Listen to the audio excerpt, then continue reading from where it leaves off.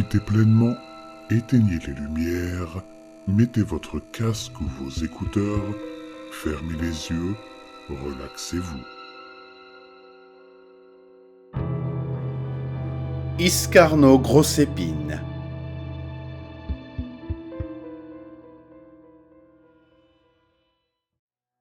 Quand j'étais petit, j'étais terrifié par le noir. Je le suis toujours, mais quand j'avais environ 6 ans, je ne pouvais pas passer une nuit entière sans demander à l'un de mes parents de fouiller sous mon lit ou dans mon placard pour trouver le monstre qui, selon moi, m'attendait pour me dévorer. Même avec une veilleuse, je voyais toujours des formes sombres se déplacer dans les coins de la pièce, et des visages étranges qui me regardaient depuis la fenêtre de ma chambre. Mes parents faisaient de leur mieux pour me consoler, me disant que ce n'était qu'un mauvais rêve ou un tour de passe-passe. Mais dans mon jeune esprit, j'étais persuadé qu'à la seconde où je m'endormirais, les mauvaises choses m'attraperaient. La plupart du temps, je me cachais sous les couvertures jusqu'à ce que je sois suffisamment fatigué pour cesser de m'inquiéter.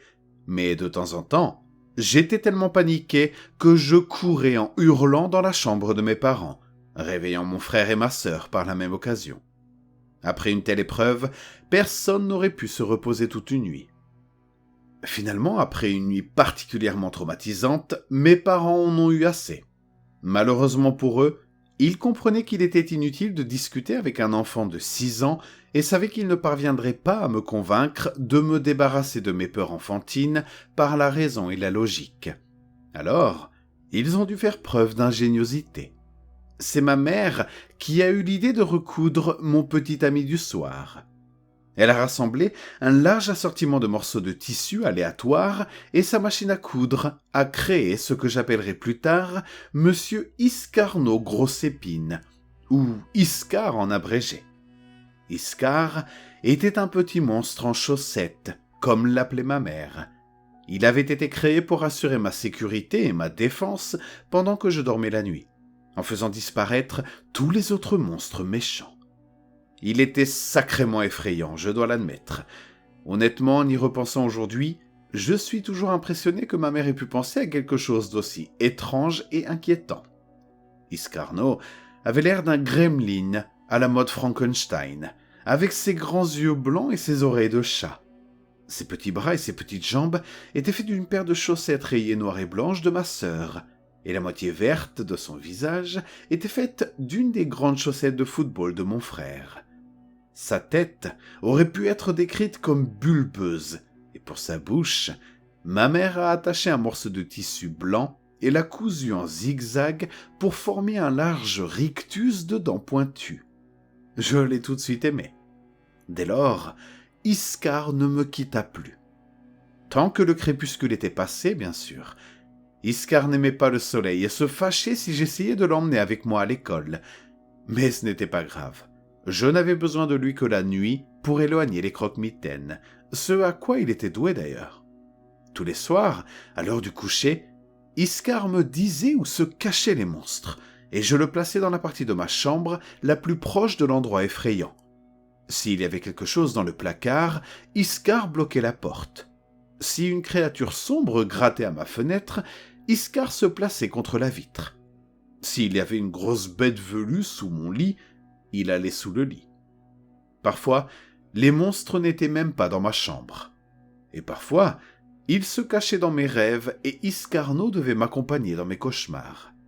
C'était amusant d'emmener Iscar dans mon monde onirique, car lui et moi passions des heures à combattre des ghouls et des démons. Le plus beau, c'est que dans mes rêves, Iscar pouvait me parler pour de vrai. « À quel point m'aimes-tu » me demandait-il. « Plus que tout » je lui répondais toujours. Une nuit, alors que j'avais perdu ma première dent, Iscar m'a demandé une faveur. « Je peux avoir ta dent ?» Je lui ai demandé pourquoi. « Pour m'aider à tuer les mauvaises choses » il m'a répondu. Le lendemain matin, au petit déjeuner, ma mère m'a demandé où était passée ma dent.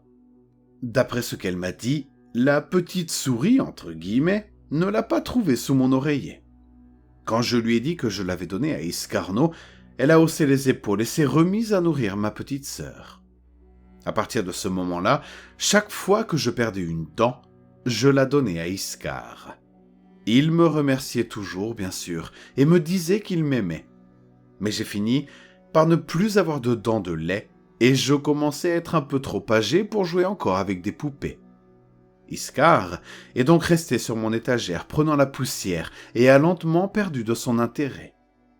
Au fil du temps, les cauchemars sont devenus plus terribles que jamais, au point qu'ils ont même commencé à me suivre dans le monde éveillé, terrorisant chaque coin sombre ou chaque bruissement dans les buissons. Après une nuit particulièrement pénible où je rentrais à vélo de chez un ami et où je jurais qu'une meute de chiens enragés me poursuivait, je suis rentré chez moi et j'ai trouvé quelque chose d'étrange qui m'attendait dans ma chambre. Là, sur mon lit, debout, dans la douce lueur de la lune provenant de ma fenêtre, se trouvait Iscarno. J'ai d'abord pensé que mes yeux me jouaient encore des tours, comme ils l'avaient fait toute la soirée. Alors, j'ai essayé d'allumer la lumière. Puis, une autre, et encore une autre, sans que l'obscurité ne change. C'est alors que j'ai commencé à devenir nerveux. Je reculai lentement vers la porte derrière moi, mes yeux ne quittant pas la silhouette de Iskar, ma main maladroitement tendue derrière moi pour attraper la poignée de la porte. J'étais sur le point de sortir quand j'entendis la porte se refermer, m'enfermant dans le noir. Dans l'ombre et le silence, je suis resté figé sur place, sans même respirer. Je ne saurais dire combien de temps cela a duré, mais après ce qui m'a semblé être une vie entière de peur froide, j'ai entendu une voix stridente et familière. « Tu as cessé de me nourrir, alors pourquoi devrais-je te protéger ?» Je lui ai demandé « Me protéger de quoi ?» Il m'a répondu « Laisse-moi te montrer. » J'ai cligné des yeux une fois et tout a changé. Je n'étais plus dans ma chambre, j'étais quelque part ailleurs. Ce n'était pas l'enfer, mais la comparaison n'était pas loin. C'était une sorte de forêt, un endroit horrible et cauchemardesque où des avortements embryonnaires partiels pendaient de la canopée et où le sol grouillait d'insectes carnivores. Un épais brouillard flottait dans l'air et dégageait une odeur de viande en décomposition, tandis que des éclairs chartreux traversaient le ciel nocturne. Au coin, je pouvais entendre les cris d'agonie de quelque chose qui n'était pas tout à fait humain. Ma tête me lançait comme si elle était sur le point d'exploser, la douleur me forçant à verser une rivière de larmes. Dans mon esprit, j'entendis à nouveau sa voix. « Voilà ce que ta réalité deviendrait sans moi », m'a-t-il dit. Je sentais des pas tremblants s'approcher rapidement. Iskar a rajouté « Je suis le seul à pouvoir l'arrêter ». Il était derrière moi, énorme et en colère, et son souffle chaud me traversait le dos. « Apporte-moi ce dont j'ai besoin et je le ferai », m'a-t-il dit. Je me suis réveillé avant d'avoir pu me retourner. Le lendemain, j'ai fait une descente dans le placard de mes parents pour trouver les dents de lait de mon frère et je les ai toutes données à Iscarno. Presque immédiatement, les terreurs nocturnes ont cessé et j'ai plus ou moins continué à vivre normalement. De temps en temps, je devais me faufiler dans la chambre de ma petite sœur et voler ce qui était destiné à la petite souris, ou étrangler l'un des chats du voisinage et lui arracher ses petites incisives pointues. Tout était bon pour éloigner les visions, qu'il s'agisse d'un collier de dents de requin ou d'une prémolaire pleine de caries. J'ai également commencé à remarquer qu'Iskar se déplaçait dans ma chambre chaque fois que je m'en éloignais pour un certain temps, réarrangeant mes affaires et accrochant de nouveaux rideaux. Il commençait même à avoir l'air plus vivant, d'une certaine manière. Sous la lumière, ses dents brillaient et il était chaud au toucher. Même s'il me donnait la chair de poule, je n'arrivais pas à trouver le courage de le détruire, sachant parfaitement où cela me mènerait. J'ai donc continué à collecter des dents pour Iskar pendant toute la durée du lycée et de l'université. Plus je grandissais, plus j'apprenais à craindre les choses, plus Iskar avait besoin de dents pour me protéger. J'ai maintenant 22 ans, un travail décent, mon propre appartement et un dentier. Près d'un mois s'est écoulé depuis le dernier repas d'Iskar, et les horreurs commencent à s'accumuler autour de moi une fois de plus. J'ai fait un détour par un parking après le travail ce soir. J'ai trouvé un homme qui cherchait ses clés de voiture. Ses dents étaient tachées de jaune par une vie de cigarettes et de café. Malgré tout, j'ai dû utiliser un marteau pour lui arracher les molaires. Quand je suis rentré à mon appartement, Iskar m'attendait. Au plafond, dans un coin, des yeux blancs et une bouche de rasoir. « Tu m'aimes à quel point ?» me demande-t-il. « Plus que tout au monde !» Je réponds en enlevant mon manteau et en sortant les dents de ma poche.